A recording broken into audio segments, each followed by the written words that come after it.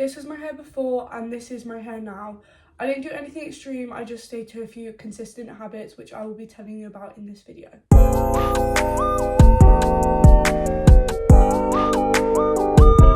Firstly, the best way that I've found for hair growth is this. What I like to do is I flip my head upside down, just like this, and I grab this and I just go like that for about 5 minutes every day, and this awakens your hair follicles, making your hair grow longer and faster.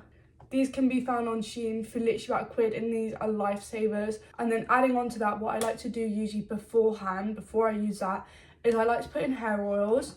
So I use hair syrup from the brand, oh my god, absolute lifesaver. So this one I've actually pretty much finished, but this was the Rapunzel hair syrup. This worked dreams, but now I found that I'd actually like my hair to be thicker rather than longer. So I've now gotten the Rosemary, which is made for thick hair.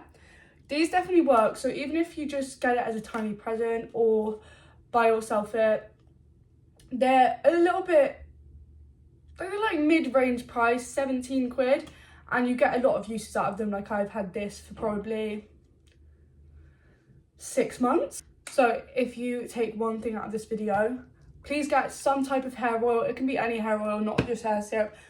Maybe rosemary oil, that always helps. And definitely get one of these though. I think this next one that I'm about to tell you is quite standard.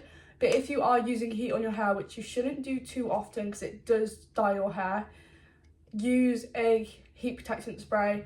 I use this one because it's the brand of my straighteners. But definitely always use a heat protectant spray, because if you don't, that's so dangerous for your hair. Like, especially if you're doing it every single day or every other day, try and take breaks between straightening your hair or curling your hair, preferably once every week. And if you really want to go full out, designate a month for where you do no heat on your hair so it can just heal and get healthier. It's also just good to give your hair a break, because if not, you'll get split ends and all. My next tip is to get your hair cut, but not too often. Like, I find that everyone says to me, if you get your hair cut, it will grow longer. But I don't really find that. I feel that when I get my hair cut, it's a lot healthier, because I do sometimes get a few dead ends. But I'm not really here for the every month kind of thing.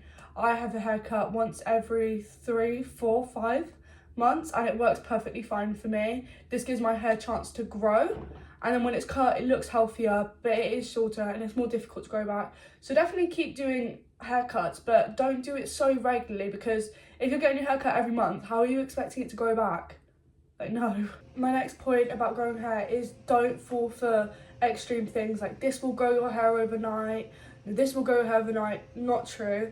Your hair usually grows around 1 centimetre a month, unless you're doing a lot of care for it to grow longer than that. But don't believe this overnight growth thing. It won't. If you start doing the routine that I'm telling you, you won't wake up with Rapunzel hair tomorrow, okay? Like, you have to be consistent with it, and you have to be regular for it to actually work. It's like anything growing hair. Like, if you want to get good at a sport, you need to carry on doing it.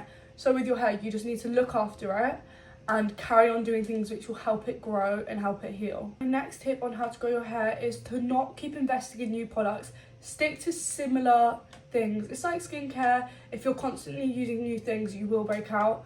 You need to stick to a certain thing for your hair so that it gets used to it and it's better overall. This is my go-to. I need to actually get a restock of this, but Moroccan oil is actually a saviour. If you're thinking about getting any product other than this, definitely get this oil. It helps your hair. It's not really for growth, but it helps your hair feeling healthy and soft. And it is, like, I put this on after every single hair wash. Now onto hair dryers. There's this like theory that you don't have to put heat protectant spray on for hair dryers. Yes, you do. It's putting heat on your hair, just in a different way. I always make sure to put on some heat protectant spray when I'm using this. Not just this brush of it, like all the brushes, whether it's like that or that. You really need to be using heat protectant spray for this as well. Otherwise, you're just burning your hair without even realising it. Air drying your hair is a lot better, but I know sometimes that's difficult for people. It is a bit for me, so I usually just let it air dry the most, and then I go over it just to make sure everything's dry.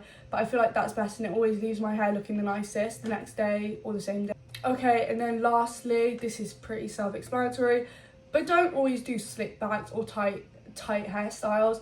That's just gonna be pulling on your hair follicles and maybe even ripping some out. It's like occasionally you can, but not often. Like if you want your hair up, put it in a loose braid or something like that, because tight hairstyles really do rip out your hair and damage the hair growth and the follicles. So overall, the biggest mistake that I made was thinking that this would all change overnight. You've got to be patient, but there will be a day where you wake up and you're like, wait, my hair is actually really long now. So if this video has helped you, feel free to like and subscribe, because I post a lot more videos like this on what helps me, which could help you. And I hope you have a good morning, a good evening, or a good night wherever you are.